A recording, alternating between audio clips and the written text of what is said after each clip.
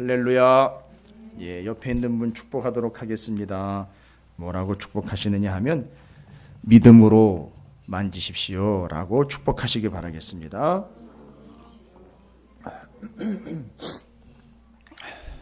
원래는 어제 그제 새벽 본문 말씀입니다. 어제 그제 12해를 혈루증으로 앓고 있었던 그 여인에 대한 내용이었습니다. 그 내용에 뭐 새벽에 이제 본문이 올라가 있으니까 뭐 다시 묵상해 보셔도 좋겠지만, 그 여인의 특징이 뭐였느냐, 믿음으로 만졌다는 겁니다. 근데 그것을 주님이 누가 내 몸에 손을 댔다라고 이야기를 하셨어요. 왜 그러냐 하면, 주님이 왜 그런 얘기를 하셨느냐 하면, 아무런 현상도 일어나지 않았다면 얘기를 안 하셨을 텐데 능력이 나갔다는 거죠. 여러분들 그거 능력 그러지 않습니까? 능력의 종 이야기하고 뭐 능력의 기도 이야기하고, 그래서 그 은사 중심으로 살아가고 있는 분들이 이제 자꾸 오류를 범하고 있는 이유가 이제 거기서 한계를 느끼게 되는데, 능력 그러는데 그 능력은 기본적으로 사람에게서 나올 수 있는 게 아니라는 거죠.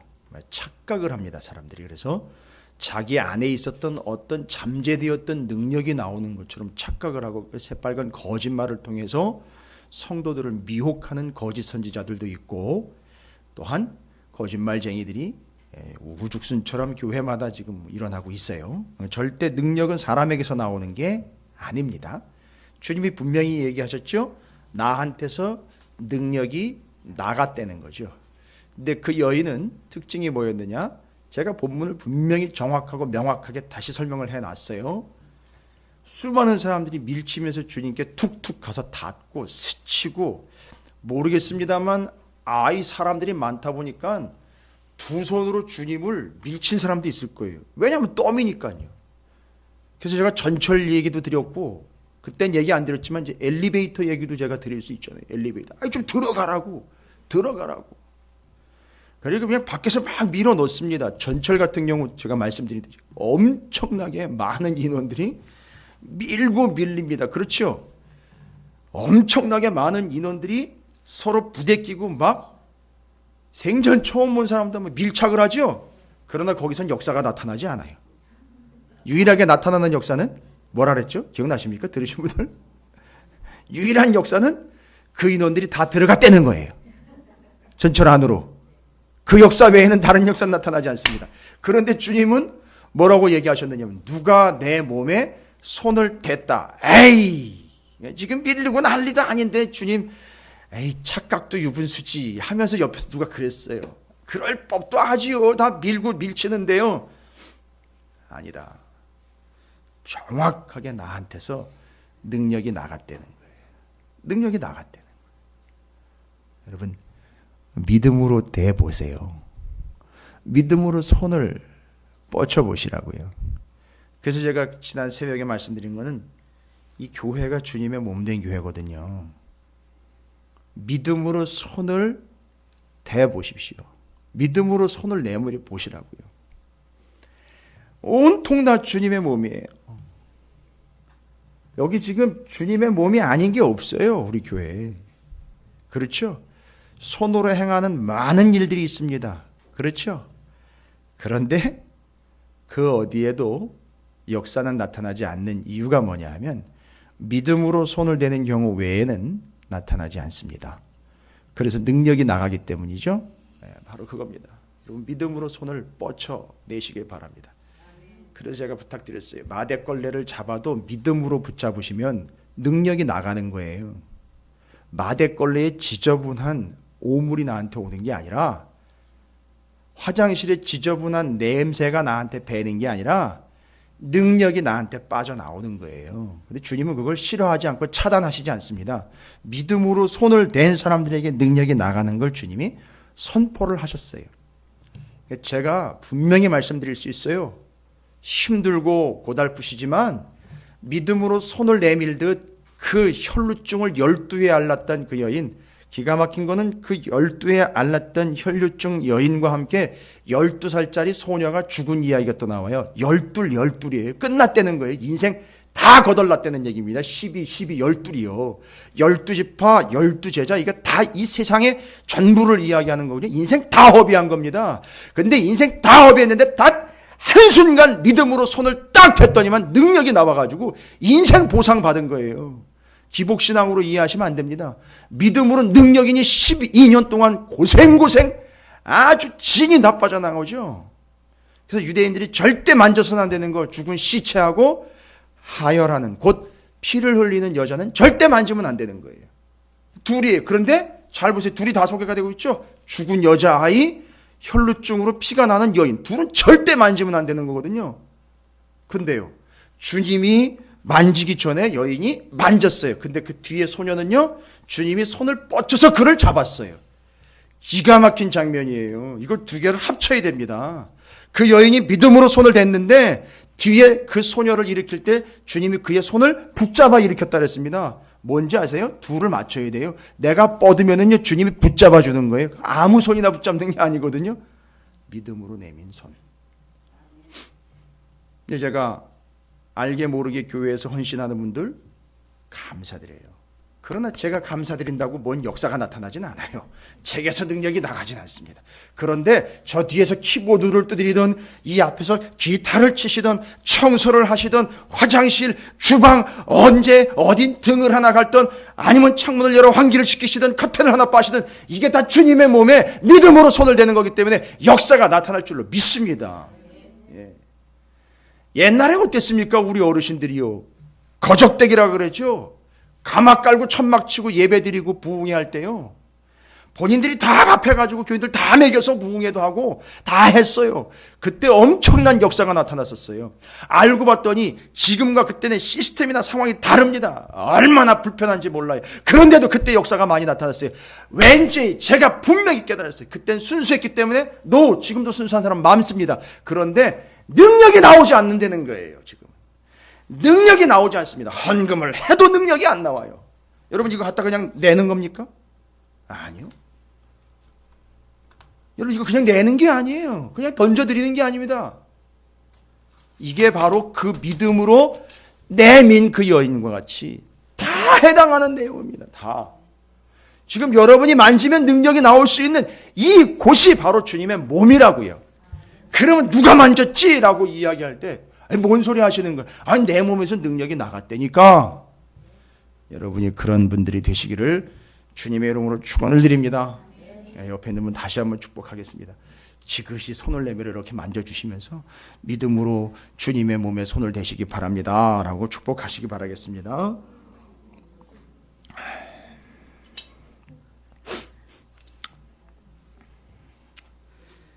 그리고 이제 오늘 새벽 본문은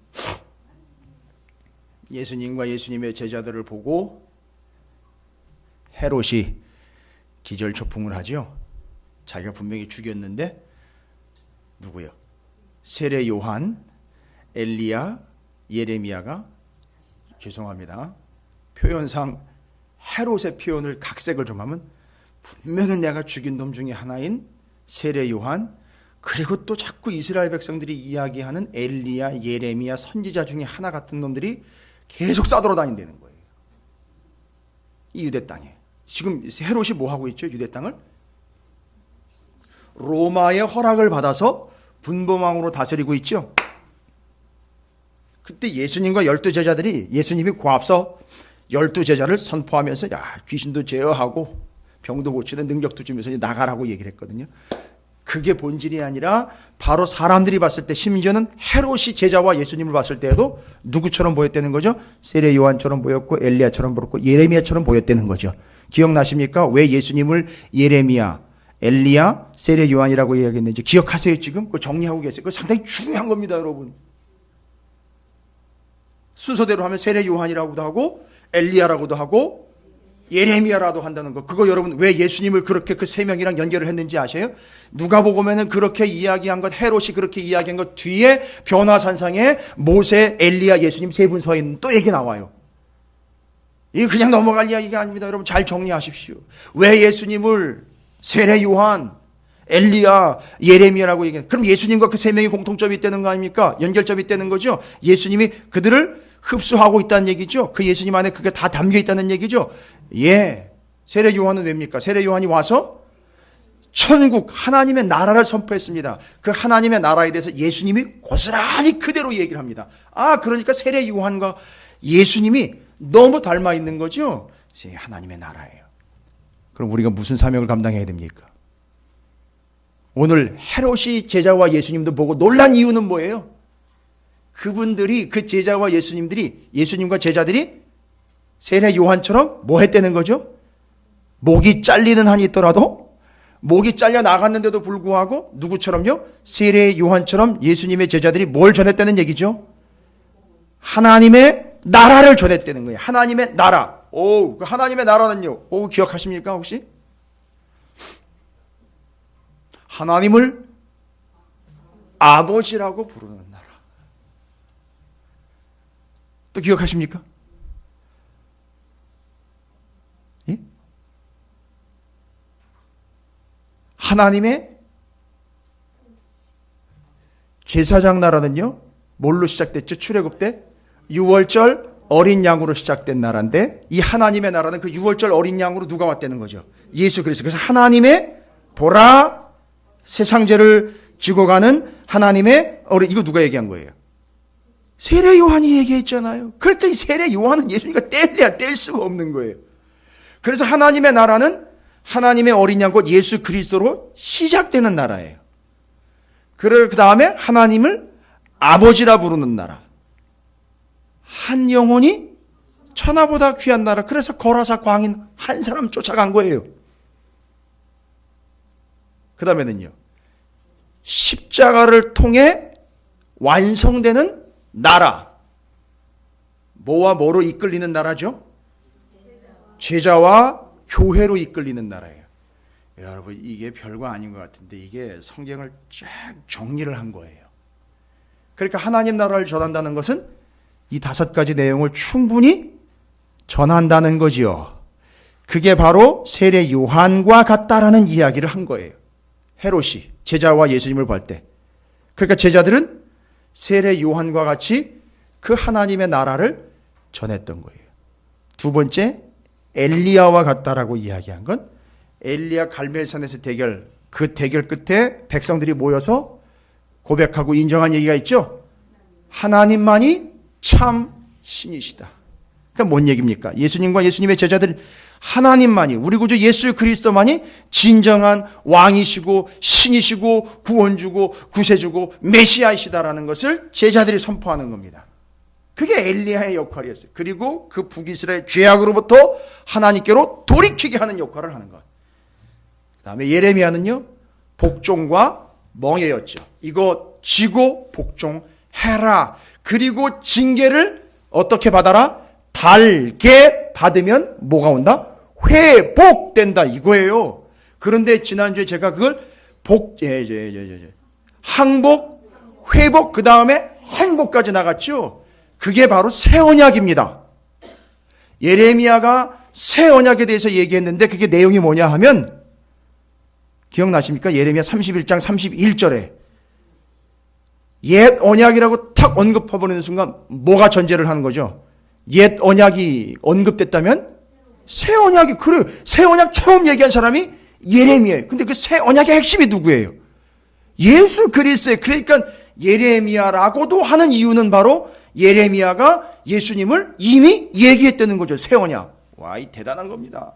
이건 안목이 없으면 이런 정리가 안 돼요. 성경 아무리 봐도요. 몇 수십 번씩 봐도 연결이 안 되는 거죠. 그러면 그 예레미야는요, 바로 그걸 얘기하죠. 새 언약으로서 뭘 얘기합니까? 항복하십시오. 멍해지십시오. 회복됩니다. 행복할 겁니다.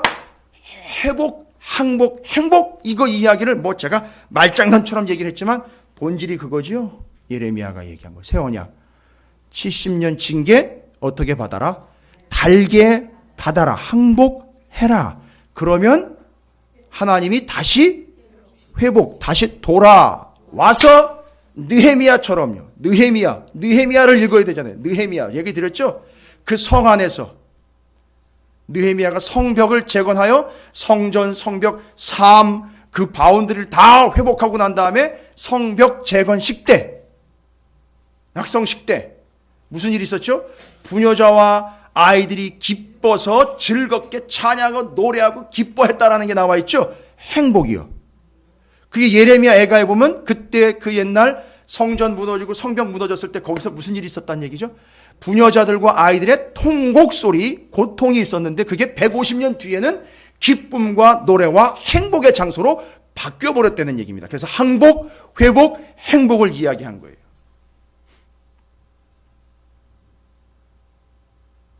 여러분 그 제목 하나만 잘 기억하셔도 이 스토리 라인이 쫙 정리가 되는 거예요.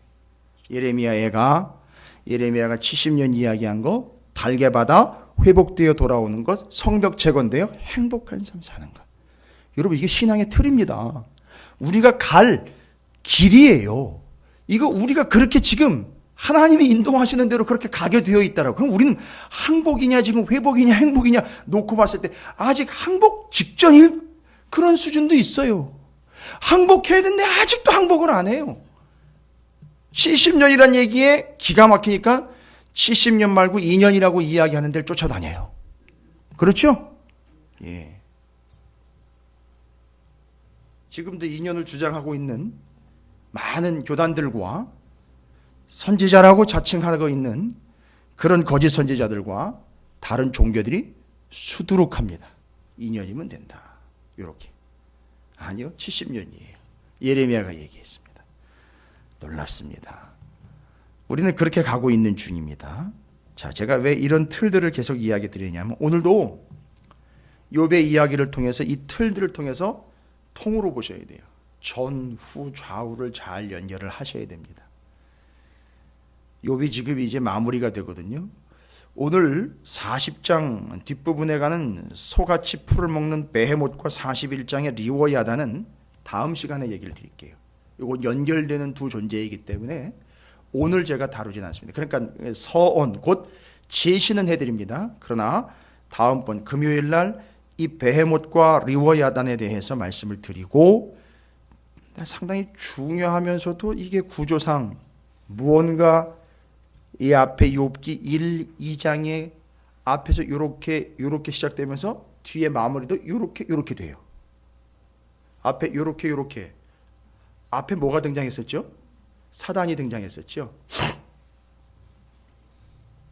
베헤못과 리워야단은 바로 그런 존재예요. 이게 그냥 단순히 동물로만 해석을 해버리면 굳이 앞에서 네가 아느냐 이런 얘기로 정리를 끝낼 필요, 그냥 정리를 끝냈으면 됐는데 굳이 베헤못이나 리워야단과 같은 이런 이해도 안 되는 동물이, 이거 구체적인 동물이 아닙니다, 여러분. 정확한 동물의 이름이 아니에요. 베헤못과 리워야단은 꼭 만들어낸 그런 동물과 짐승과 같은 그런 느낌을 가지고, 그래서 여러분 리워야단이라는 거는 많이 나와 있습니다. 불을 뽑는 용과 같은 존재라고도 소개하고, 요한계시록에 가면 말 그대로 용, 그런 의미로 리워야단이 여기저기 소개가 되고, 그러니까 이건 그냥 짐승을 이야기하는 건 아니에요. 단순히 하나님이 그렇게 단순하게 짐승 이야기나 하고 내가 그 짐승보다 세 이라고 욥한테 과시를 하려고 이 베헤못이나 리워야단을 이야기하고 언급하는 게 아닙니다. 앞에서 까닭과 이유를 가지고 덤볐던 사단이 한참 등장하지 않고 있다가 맨 마지막에 등장을 했는데, 이 베헤못과 리워야단이 욥을 어찌하거나 하나님의 뜻을 어찌하지 못하고 하나님이 정리를 딱 끝내고 욥과의 관계로 정리를 마칩니다. 이게 42장으로 가는 거예요. 그러니까 이 구조는 제가 이제 다음번에 설명을 드립니다. 근데 전체적으로 지금 38장 이후로 욥에게 하나님이 말씀하시는데 질문 형식으로 계속 이야기를 하시죠. 계속 말씀을 하십니다. 오늘 14절까지의 말씀들 좀 다시 한번 읽어보면, 여호와께서 또 욥에게 일러 말씀하시되 트집 잡는 자가 전능자와 다투겠느냐, 하나님을 탓하는 자는 대답할지니라. 이건 욥을 이야기하는 거예요. 근데 욥에 대해서 뭐라고 얘기했습니까? 트집 잡는 자, 다투는 자, 하나님을 탓하는 자. 왜지요? 이해가 되십니까? 욥이 여러 가지 질문을 던지지 않았죠? 딱 한 가지 질문 던졌죠? 무슨 질문을 던졌습니까? 하나님, 왜? 하나님, 왜?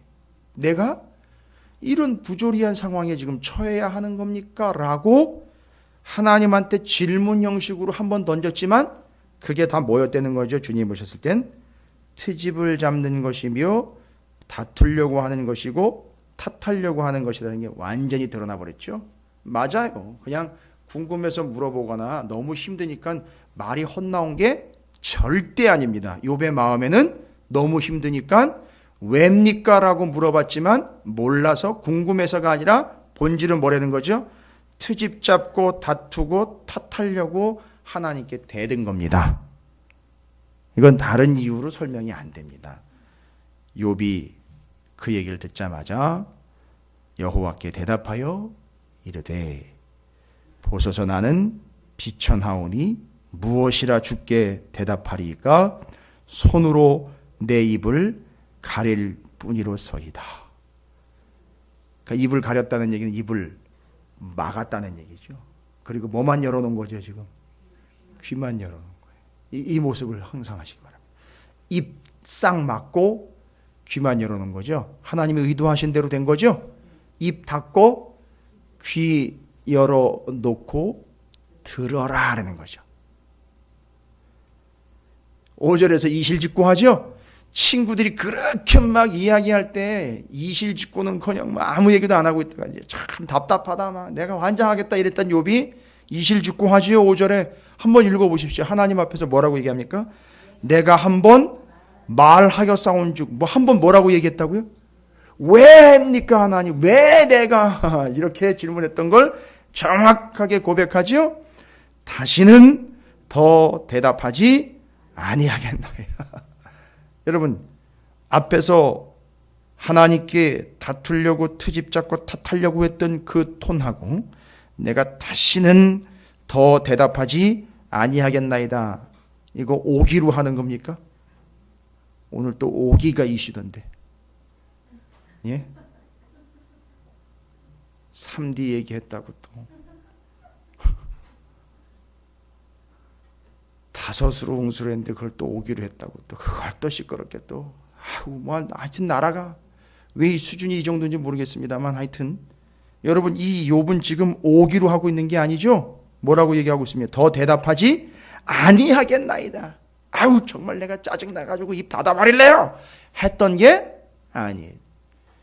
여기에서는 정확하게 이야기하면 3, 4, 5절을 하나로 싹 묶어버리면 어떻게 하죠?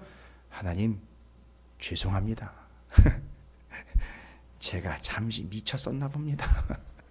입 닫겠습니다. 그리고 듣겠습니다. 오케이 그거야. 이제 들어. 충분히 들어. 들을 때까지 들어. 죽을 때까지 들어. 죽고 난 다음에도 들을 수 있어. 들어. 너 죽고 난 다음에 6시간이나 귀가 열려 있어. 그때까지도 들어. 이 얘기인 거예요. 왜 하나님은 욥을 계속 듣게 하시는 걸까요? 말을 할 틈도 안 주실 뿐만 아니라 말을 할 거리가 없어요. 뭐라고 얘기할 거리가 그렇죠? 그렇게 계속 뭐 해야 되죠? 들어야 돼요. 이제 추적해 갑니다. 왜 하나님은 욥의 입을 확 막아버리고 뭐 하나님은 솜을 갖다 틀어막았습니까? 마스크 갖다 씌웠어요? 아니요. 자기가 자기 스스로 손을 입으로 막아버렸어요. 자기 스스로 막아버렸어요. 헐 하면서 그냥 확 막아버렸어요. 헐 하면서 막아버렸습니다. 한번 해보세요. 막아요. 막고 듣는 겁니다. 근데 하나님이 의도하신 바예요. 듣게 하기 위한 거예요. 왜일까? 여러분 이건 하나님의 사랑이에요. 하나님의 지극한 사랑입니다. 왠지 아세요? 어떤 사랑인지 아십니까? 하나님의 아버지 되심이에요. 여러분 이게 감이 별로 안 와요. 그냥 늘 들었으니까 뭐 하나님은 아버지시고 왜 하나님 나라의 5가지 그 중요한 원칙들 있잖아요. 하나님을 아버지라 부르나요? 뭐 당연하죠. 뭐 하나님을 아버지라고 부르. 하나님이 아버지 되심 그 아버지의 사랑이 욥에게 지금 전달되고 있어요. 욥이 자기가 자기 자식들 얼마나 사랑했는지 기억하죠? 그죠? 자기 자식들 얼마나 사랑했는지 아시잖아요. 그래서 놀고 나면 꼭 축제하고 잔치 끝나고 나면 꼭 자식 새끼들 어떻게 했어요? 혹시라도 그 놀다가 죄를 지은 게 있을까봐 뭐 한 거죠? 반드시 희생의 제사를 드려서 혹시라도 지었을지 모를 죄들을 싹 사함받겠다는 거예요. 대단한 사람이에요. 자기 자식들 너무너무 사랑한 거죠. 요즘에 뭐 어느 그룹의 회장님이 자식 새끼들 나이트클럽 가 놀고 온 다음에 교회 가서 기도하고 와 이런 거하고는 다른 거예요. 차원이 다른 거예요. 그런 개념하고는 다른 거예요. 완전히 씻어내주고 죽지 않고 죄를 짓지 않도록 해주기 위해서 아버지로서 그때 자식들을 너무나 단속했던, 단돌이 했던, 그리고 그렇게 살폈던 그 욥, 그것 이상의 하나님의 사랑이 욥한테 지금 다가오는데 그 사랑이 뭐라고요? 어떻게 표현이 됐다고요? 하나님의 사랑이? 내가 잘해줄게, 먹여줄게, 챙겨줄게, 입혀줄게, 통장에 채워줄게, 이런 게 아니에요. 사업 잘 되게 해줄게, 이런 게 아니라고요. 하나님의 아버지 되심의 사랑을 어떤 식으로 표현했다고요? 입을 막고 귀를 열어 듣게 하시는 게 하나님의 진정한 사랑이란 말입니다. 그러면 이게 성경적으로 좀 비교 대상이 필요해요. 정말 비교할 만한 대상. 여러분 지금 욥은 38장부터 단 하나님의 한마디 질문에도 대답하지? 요즘에 저는 여러분에게 너무 기쁘고 감사한 것은 제가 물어보면 10개 중 대여섯 개 이상은 여러분이 대답을 해요. 그래서 여러분 기분 나빠하지 마세요. 여러분 뭐 때도 3, 40점은 되고요. 점수 잘 나올 때는 한 5, 60점 나와요. 좋아요. 너무 감사해요. 제가 다른 교회 가면 10점, 20점도 안 나와요. 이런 식으로 질문 한번 해보세요. 누가 대답을 하나. 그죠? 여기 교만한 성도들은 그렇게 얘기를 해요. 목사님 이렇게 자꾸 어려운 걸 자꾸 물어보고 얘기를 해요. 어려운 게 아니에요. 성경을 얘기하는 거지. 그럴 땐 겸손하게 뭐 해야 돼요?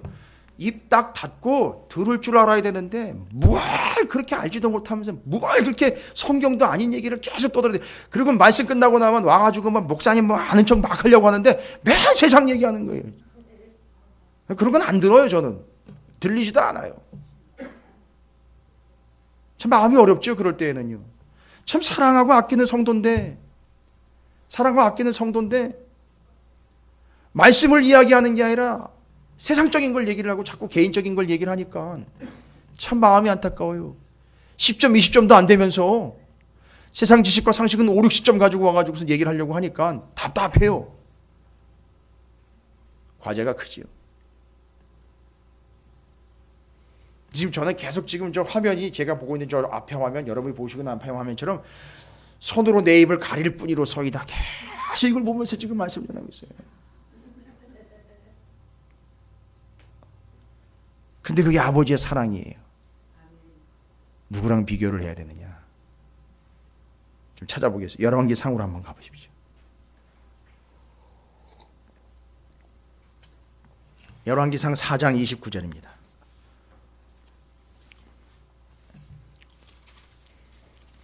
열왕기상 4장 29절이에요. 누구 얘기입니까? 솔로몬 얘기예요. 열왕기상 4장 29절이면 518쪽이에요. 518이네요. 518쪽. 열왕기상 4장 29절이에요. 그리고 다른 데로 넘어가지 마시고 그걸 그대로 펼쳐놓으세요. 일단 손으로 딱 접어놓으시고 열왕기상 4장 29절이 뭡니까? 함께 읽어보겠습니다. 자, 시작. 하나님이 솔로몬에게 지혜와 총명을 심히 많이 주시고 또 넓은 마음을 주시되 바닷가에 모래같이 하시니. 와우, 얼마나 많이 줬대요? 뭘 주셨답니까? 지혜와 총명을 심히 많이 주셨대요. 그럼 여러분 이 구절 하나 가지고 명확하고 정확하게 추적해내야 되잖아요. 하나님이 지혜와 총명을 주셨다는 것은 지혜라는 초콜릿을 만들어가지고 얘다 지혜다라고 주신 게 아니라 지혜는 어떻게 얻는 건지, 여러분 총명은 어떻게 얻는 건지 아시잖아요. 무슨 얘기예요? 그렇죠. 듣는 마음이 아무리 있어도요. 예? 듣는 마음이 아무리 있어도 뭐가 없으면은요. 뭘 듣는 마음입니까? 그러니까요. 듣는 마음이 아무리 열정적이고 아무리 있어도 뭐가 없으면요. 그러니까 여러분 말씀 전하는 일을 잘 만나야 되는 거예요. 잘 전한다고 되는 게 아니라 테크닉으로 기술로 전한다고 되는 게 아니라 본질 있는 그대로를 전하는 말씀을 제대로 잘 만나야 된다는 거예요. 그러니까 여기 지금 솔로몬에게 지혜와 총명을 심히 많이 주셨다는 얘기는 하나님이 어떻게 하셨다는 거예요? 말씀을 많이 하셨다는 거예요. 그렇죠? 됐습니까? 솔로몬이 어려서부터 하나님의 말씀을 많이 어떻게 했다는 거죠? 들었다는 거예요. 했다는 겁니다. 말씀을 많이 하셨다는 거고 솔로몬은 들었다는 얘기예요. 어려서부터요. 그래서 그 지혜와 총명을 심히 많이 주셨는데 또 넓은 마음까지 주셨죠? 결국 뭐가 넓은 마음이 되어버렸어요? 듣는 마음이 넓은 마음이 됐어요. 그러니까 하나님의 말씀을 많이 듣다 보면 어떻게 돼버려요? 마음이 넓어지는 거예요. 지금 장로님이 센스 있게 대답을 해요. 지경이 넓어진다라는 얘기를 하셨는데 그 넓은 마음이에요. 왜냐하면 하나님의 말씀을 받으려면 밴댕이 소갈딱지 가지고는 절대 안 돼요. 왜냐하면 하나님의 말씀이 너무 크고 놀랍기 때문에 절대 안 됩니다. 절대 안 돼요. 듣는 마음이요. 그러니까 너무 마음이 좁으니까 다 나한테 하는 얘기로 들어버려요. 그러니까 그게 좁은 거예요. 결론은. 아주 정확하게 명중했죠. 10점짜리. 그 조그만 동그라미 있죠. 10점. 그 좁은 데 갖다 정확하게 그냥 관역에 그냥 맞아버리는 거예요. 근데 이 말씀 때문에 넓은 마음이 어떤 정도냐? 바닷가에 모래와 같이 하셨다. 그럼 뭔 얘기입니까? 이걸 우리는 솔로몬이 그 많은 지혜를 가졌다고 솔로몬 입장에서 자꾸 우리 입장에서만 계속 그 수많은 바닷가에 모래와 같은 많은 지혜를 가졌으니 그 모래만 팔아먹어도 얼마야? 뭐 이런 식으로 따지고 이게 아니라 반대로 얘기를 해보세요. 반대가 아니라 근원적으로 이야기하면 그 수많은 바닷가의 모래와 같이 하나님이 많이 말씀하셨다는 거예요. 그러니까 기본적으로 하나님의 말씀이 풍성하게 선포가 돼야 된다고요. 어떻게 우리 교회가 풍성하게 선포되는 것 같습니까? 예, 기회입니다. 그러면 이 솔로몬이 어떻게 이렇게 수많은 지혜들을 얻었을까? 결과를 보십시오. 그 밑에 4장 32절부터 34절 보십시오. 그렇게 수많은 하나님의 말씀들을 듣고 자란 결과예요.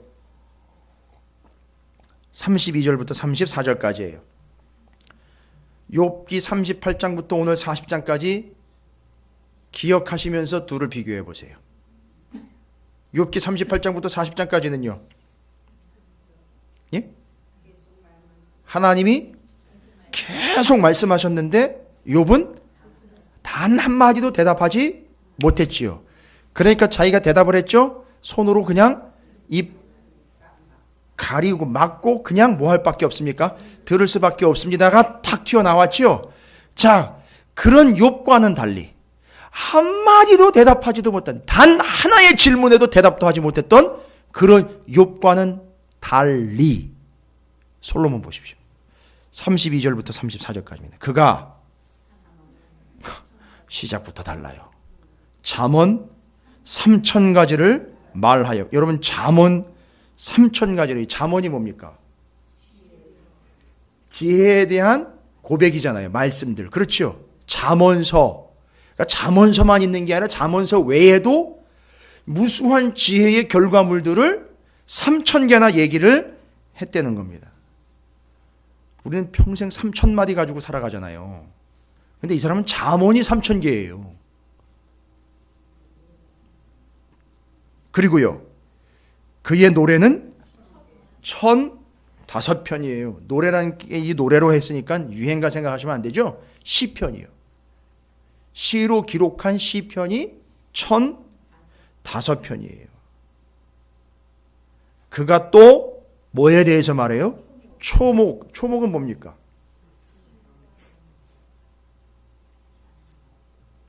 이 초목의 대표로 하면 우술초, 백향목 이래가지고 두 개를 얘기했으니까 또 그거 두 개 정도 알고 있는 걸로 이야기를 해가지고 또 우술초, 또 뭐 백향목, 왜냐하면 성전을 또 지었으니까요. 잘 알잖아요. 그죠? 그렇게만 생각을 하는 게 아니라 여러분 잘 보십시오. 그가 또 초목에 대하여 말하되, 뒤에 나와 있죠. 레바논의 백향목으로부터 담에 나는 우술초까지 하고, 그게 시작과 끝이었지. 그 안에 수많은 나무와 이 땅의 풀, 백합, 그 다음에 땅에 기가 자라고 있는 모든 식물들. 그러니까 이 사람이요, 표현을 이렇게 해냈지만 오늘날 표현으로 하면 솔로몬이 식물학 박사인 거예요. 그러니까 식물 도감을 낼 정도인 거예요, 이 사람이. 이 식물은 특징이 뭐고, 이 식물은 특징이 뭐고. 아니, 왕궁에 앉아있는 왕이 들에 나는 풀서부터 산에 나는 나무까지 다 정리를 하고 알고 있는 거예요. 사람들이 와가지고 막 얘기하잖아요. 그러면 그 나무나 그 풀에 대해서 설명을 줄줄이 다 하고 있다고요. 그 식물학 박사예요. 뭡니까? 그것에 대해서 다 알고 있는 거예요. 이 사람이 산으로 들로 채집 바구니 들고 다니면서 공부하러 다닌 겁니까? 거기서 끝나지 않습니다. 뭐래요 또? 그가 또 짐승, 새 기어다니는 것과, 짐승, 새 기어다니는 건 뭐예요? 파충류 같은 거, 곤충 같은 거, 짐승, 새 날아다니는 거, 거기다 끝나지 않죠. 뭐예요? 물고기에 대하여 말한지라. 알고 있더라가 아니라 말한지라예요. 말할 수 있다라는 건 다 알고 내 거가 됐다는 얘기잖아요. 그러니까 이 사람이 동물, 식물 이야기하면 줄줄줄줄줄 나오는 거예요. 다 알고 있다는 거지요. 여러분, 이걸 어떻게 하는 겁니까 도대체? 잘 보십시오. 뒤에 나옵니다. 사람들이 솔로몬의 지혜를 들으러 왔으니 이는 그의 지혜의 소문을 들은 천하 모든 왕들이 보낸 자들이더라. 그러니까 심지어는 그걸 들으러 주변에 있는 나라들에서도 찾아왔다라는 이야기입니다. 이야기하다 보면 식물서부터 물고기까지 모르는 게 없을 정도로 줄줄이 다 나옵니다. 대답이 툭툭툭툭 다 나오고 설명이 다 나오는 거죠. 이것과 누구를 비교하는 거죠 지금? 욥을 비교하는 거예요. 욥은 하나님 물어보는데 하나도 대답을 못하고 있지요. 너무 대조되는 거 아닙니까? 너무 결론을 미리 내리지 마시고. 그러면 솔로몬은 어떻게 하다 여기까지 와게 된 겁니까? 어떻게 하다 이런 걸 다 알게 된 걸까요? 어떻게?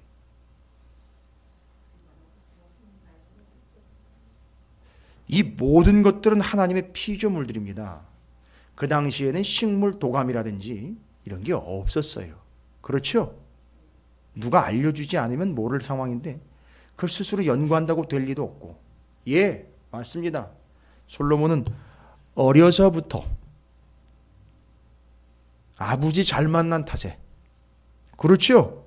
어려서부터 아버지 다윗에게서 성경을 충분히 입 닫고 듣는 훈련과 함께 실제로 수많은 하나님의 말씀을 들었고, 하나님은 또 직접 솔로몬에게 말씀하셨습니다. 그런데 질문에 기가 막히게 답을 하나 했잖아요. 이거 싹 정리하는 단 하나의 질문. 최종 테스트 완벽 패스. 이 모든 지혜가 집대성돼 가지고선 하나님이 딱 한마디 물어보셨는데 거기다 정확하게 대답을 해가지고 지금까지 쌓아놓은 모든 지혜가 총체적으로 집약돼 가지고 그 한 번 물어봤는데 한 번 대답에 패스돼 버렸잖아요.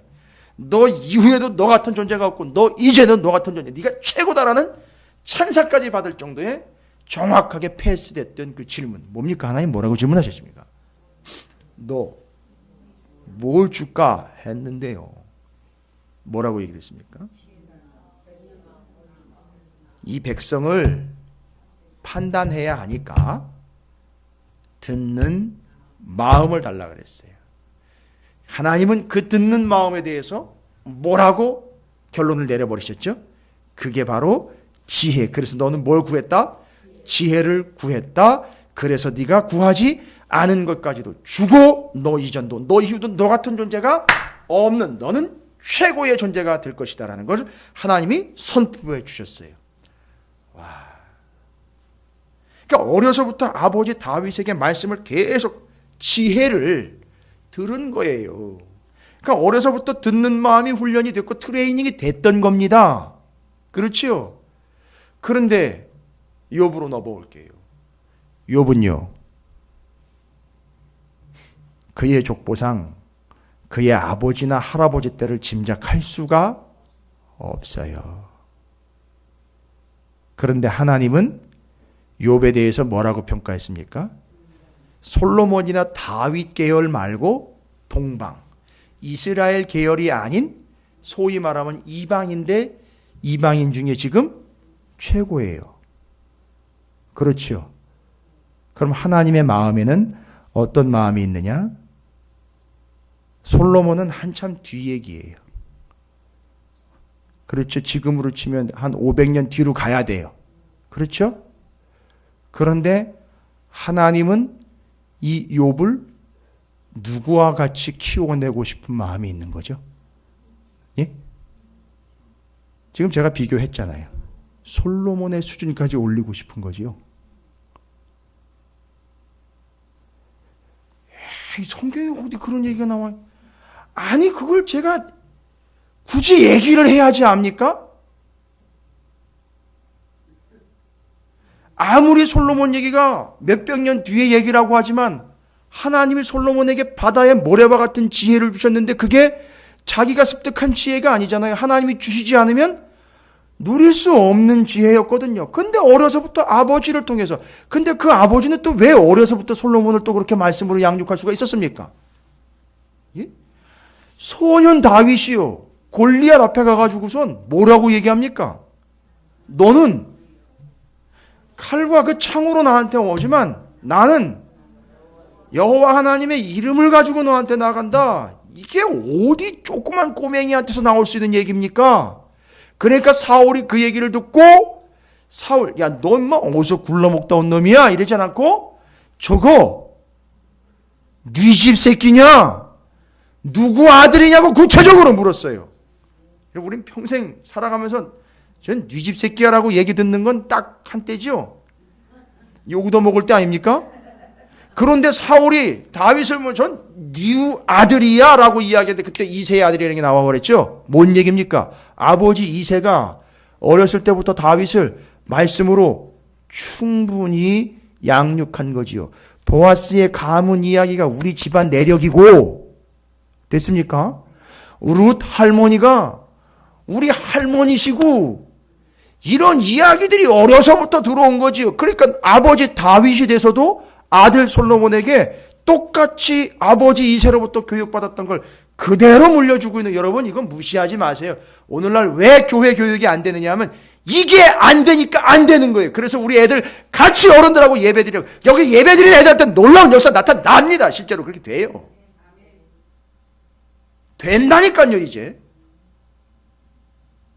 나중에 한 15년이나 20년 뒤에 은퇴할 때쯤 되겠네 벌써. 은퇴하면서 누군가 묻겠죠 저한테. 목사님 이건 어떻게 하다가 이렇게 된 겁니까? 어떻게 하다가 되기는 뭘 어떻게 하다 됩니까? 말씀대로 거기 기록된 대로 했으니까 그렇게 되는 거죠. 분명히 차이가 날 겁니다. 저는 그걸 목적하는 게 아니에요. 본질을 저는 말씀 그대로 회복할 수 있다는 믿음을 가지고 저는 함께 가고 싶다는 거죠. 아들 대에 안 됐으면 손자 때라도 하세요. 예. 이제 글렀고 뭐 지나갔고 다 컸고, 아니요. 포기하지 마세요. 네 집에서는 이런 일이 일어나요. 분명히 일어납니다. 그런데 이게 몇백 년 뒤의 이야기지만 하나님은 욥을 누구만큼 올리고 싶은 것이죠? 솔로만큼 올리고 싶은 거예요. 그러니까 이제 정리되셨어요? 38장부터 42장까지 하나님이 욥에게 계속 질문을 퍼대은 것은 욥을 기를 죽이려고 하는 게 아니에요. 물론 욥이 수준이 돼서 기가 알아서 죽었지만 계속 질문을 던진 건 너 이것도 모르지? 넌 이것도 모르지? 이것도 모르지가 아니라 그 질문을 통해서 욥이 계속 알아가고 있는 거예요. 알아가고 있는 거예요. 뭐에 대해서요? 식물에 대해서, 동물에 대해서요? 아니요. 잘 보세요. 식물, 동물, 바람, 번개, 우박, 태풍 이런 거 우박 창고를 알려주시려고 하는 게 아니라 그 우박 창고의 주인, 바람의 주인, 손에 쥐고 있는 그분, 그 하나님을 38장부터 질문을 막 쏟아보면서 욥은 우박에 대해서 알아낸 사람이 아니라 그 주인이신 하나님에 대해서 42장까지 계속 알아가고 있는 중이에요. 그러니까 욥은 솔로몬 그 이상 가는 지혜를 얻게 되는 겁니다. 그래서 뒤에 보십시오. 42장에 솔로몬이 듣는 마음 달라고 했을 때 하나님이 지혜를 주셨을 뿐만 아니라 구하지 않은 것까지. 여러분 그거 욥이 구했습니까? 안 구했는데 그것까지 주신 거예요.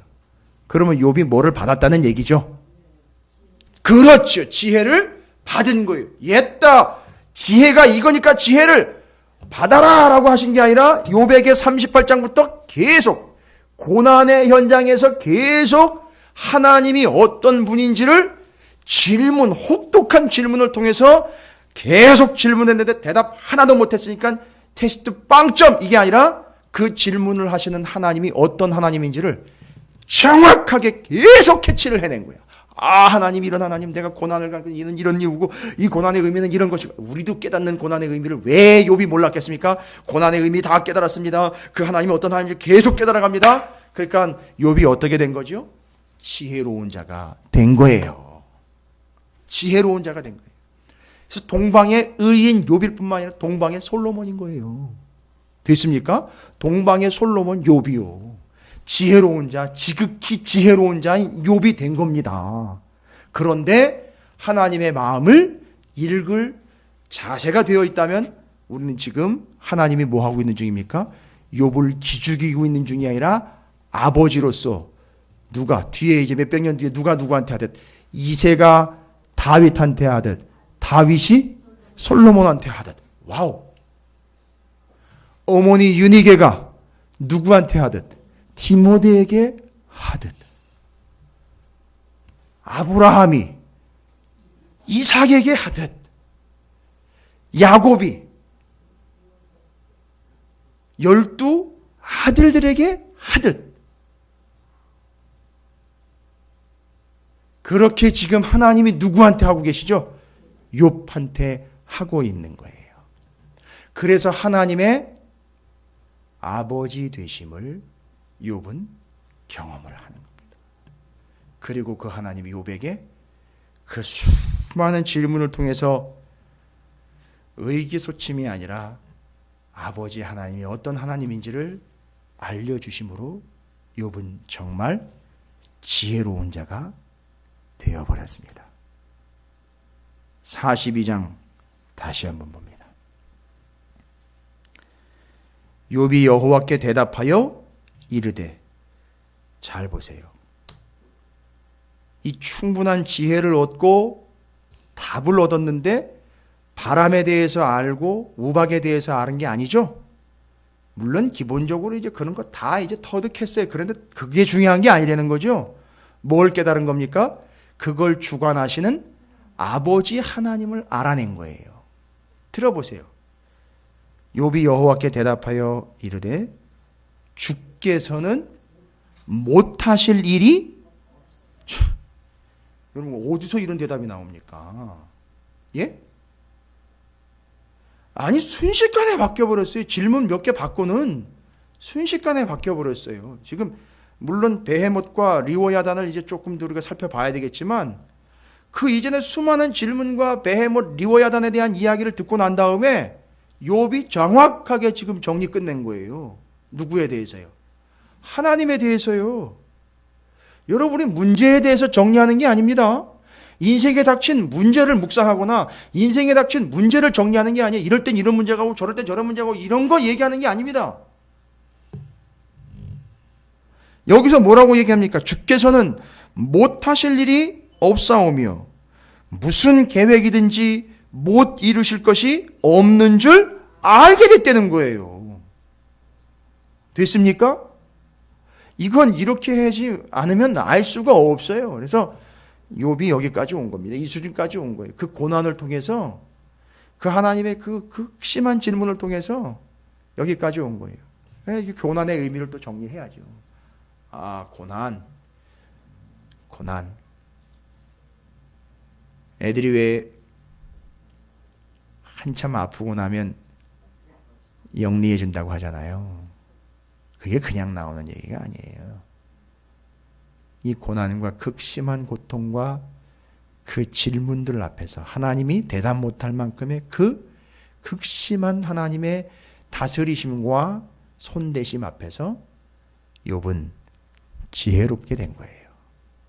그러니까 여러분, 고난은 우리가 어떻게 될 기회냐 하면 지혜롭게 될 기회라는 거예요. 잘 보세요.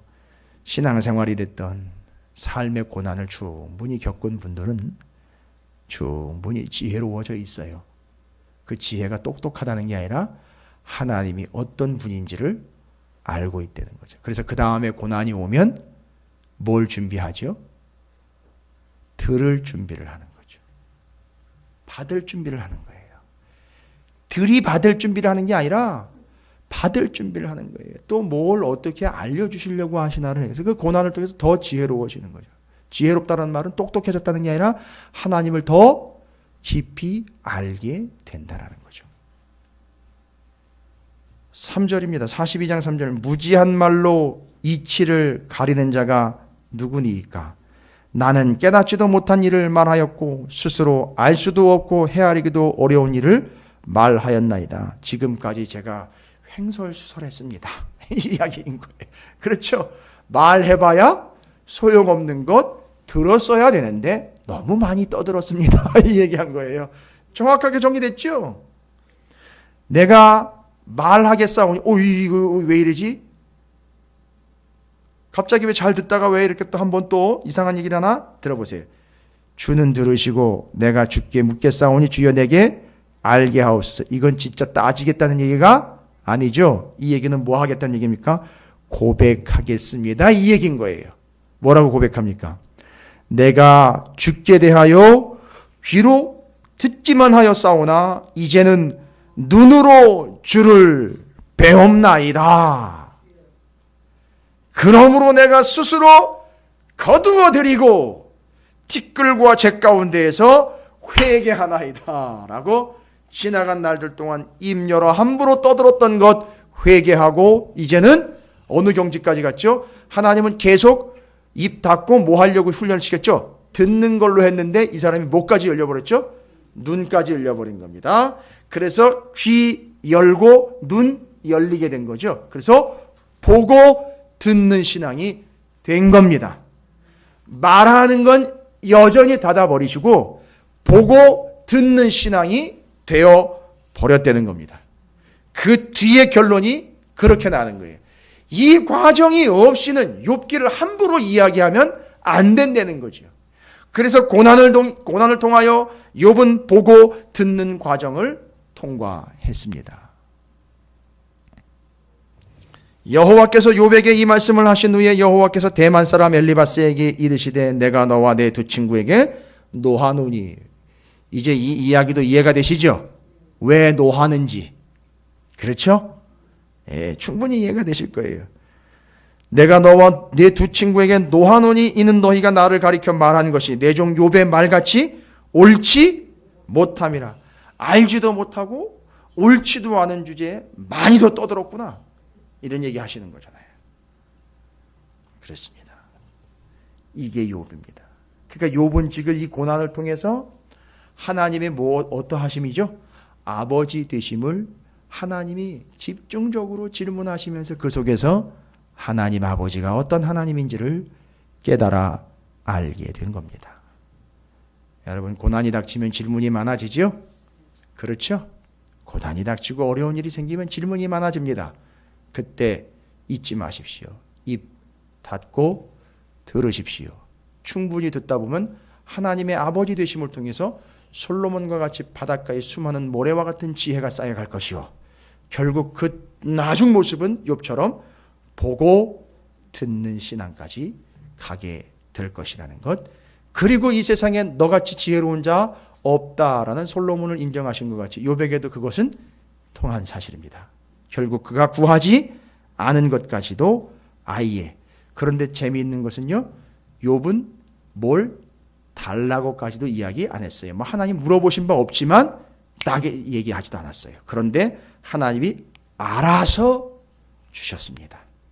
그러니까 뭘 어떻게 해서 받은 게 아니에요. 하나님이 그냥 알아서 주신 거예요. 그러니까 이게 어떤 원인에 의해서 결과로 나타난 게 아니라는 겁니다. 그러니까 누가 주신 겁니까? 하나님이 뭐가 되시고 난 다음에 받은 거죠. 정확하게 욥에게 아버지가 되시고 난 다음에 받은 거예요. 됐습니까? 하나님이 아버지 되심이에요.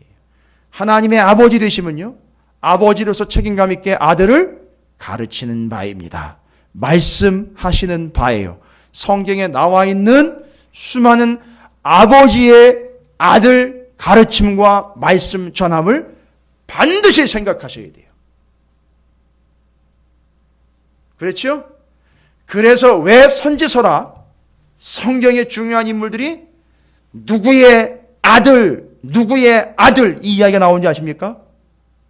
그냥 넘어가시면 안 돼요. 왜 그의 아버지 이름이 언급되느냐?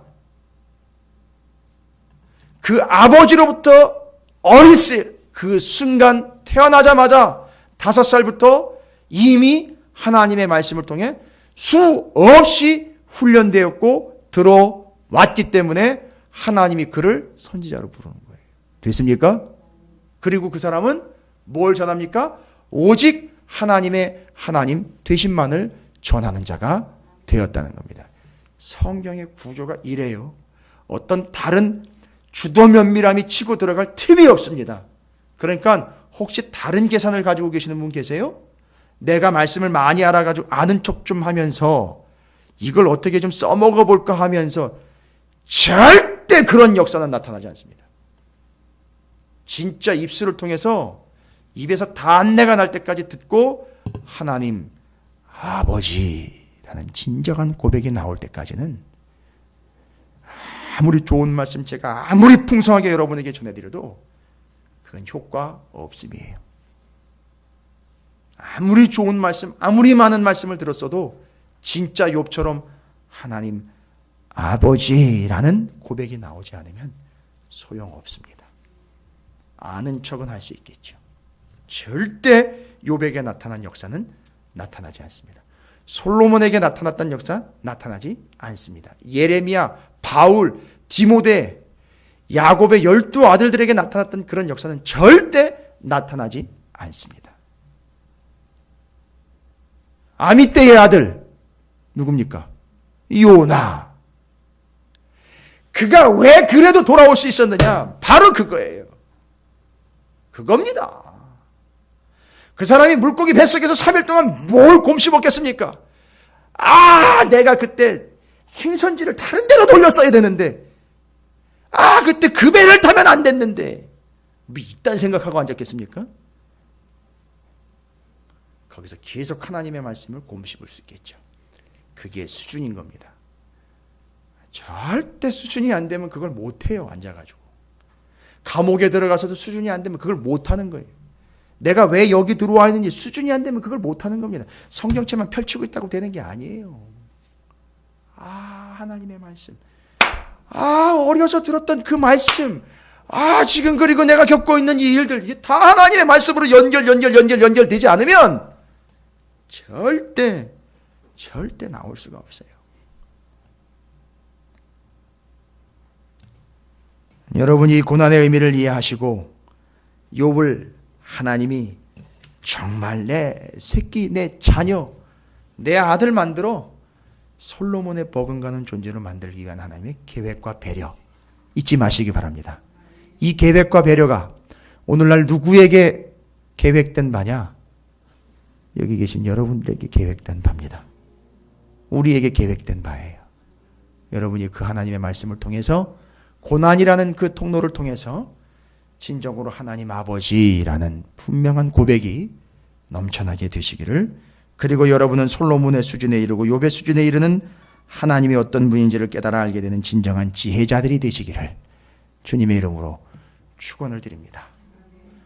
아직 바닷가의 모래 수준은 아니더라도 대야에 떠놓은 모래 수준일지라도 기대하시면서 끝까지 그 대해를 향해 앞으로 나아가시기를 주님의 이름으로 축원을 드립니다.